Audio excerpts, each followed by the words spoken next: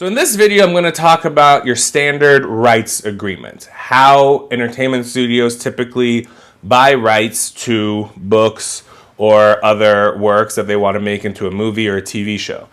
Often we start with optioning rights. So an option means in exchange for some guaranteed money now, you give me the exclusive option to decide whether to buy this at a later date. So we not only come up with how much you think it's worth to sell the rights to your book, but also how much is it worth to let me keep deciding on whether I want to do that. So for example, if you decide, all right, I wrote a book and to make a movie, you got to pay me $100,000. Well, as a producer, I don't know if I want to commit to paying $100,000 right now. There's a lot of moving parts when you're trying to produce a movie. I need to make sure the actors are ready. I need to find production locations. And there's a lot of things that determine whether or not this is feasible. But before I do that, before I start hiring actors and telling people, I need to also make sure I have the right to make it. So how do we fix those two issues where I can't really afford the full $100,000 right now, but I also need exclusivity. So that's why we come up with options. So maybe for $5,000, you give me a year and a half to decide whether or not to pay you the $100,000 to have the rights to make this movie or this TV show.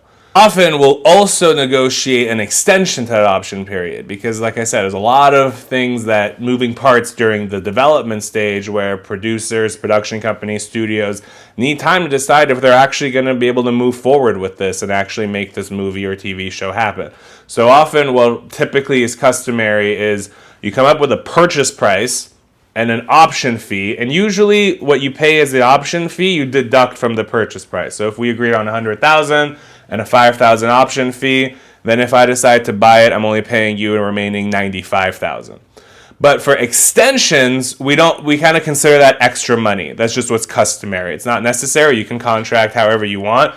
But normally, if we say, hey, I want $5,000, I want to pay you $5,000 to give me a year and a half to decide whether or not I want to buy this. And if I'm not ready for a year and a half, I'll give you another $5,000 that you can keep. It's additional fresh cash. It's not applicable against the purchase price. And that gives me more time to decide whether or not I want to make this movie. And what's typically how these are structured is, even though I'm really looking to make a movie or a TV show, often studios will buy all the rights to a certain book or property that you're buying. And then they'll reserve certain rights to you. It just kind of makes it cleaner because there's so many new things that can come up. And the idea is, look, if some new media way of watching things, like first it was VHS and DVD, now we have streaming, we want to make sure that any new means of potential exploitation of a property are being bought by the studio. But, sometimes an author might say, well, I want to make a live stage play version of this. So maybe they'll reserve those rights. What's most customary is they'll reserve what we call publication rights, like the publishing of the actual book. So we don't, as a studio, as entertainment lawyers, we rarely would take publication rights. Like you wrote a book, that book remains yours. We just want the right to make adaptations out of it.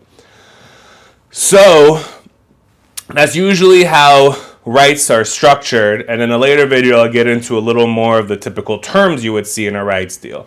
But for the purpose of this video, we always option a contract. We sometimes negotiate an option extension and preemptively a purchase price, again, for all rights minus the rights we're reserving to the author. And then there's this thing called frozen rights, which is basically they're neither yours nor mine. So I'm buying all the rights, including movies, TV, everything, but you can keep the book, live stage, maybe if you want to make a podcast out of it, whatever we negotiate. And sometimes we'll do frozen rights, which will say, okay, but how about for a podcast, neither of us will make one until we've made a deal with the other person. So we call those frozen rights. So that's the gist. Option, purchase price, reserved rights, frozen rights. And we'll get into more in another video.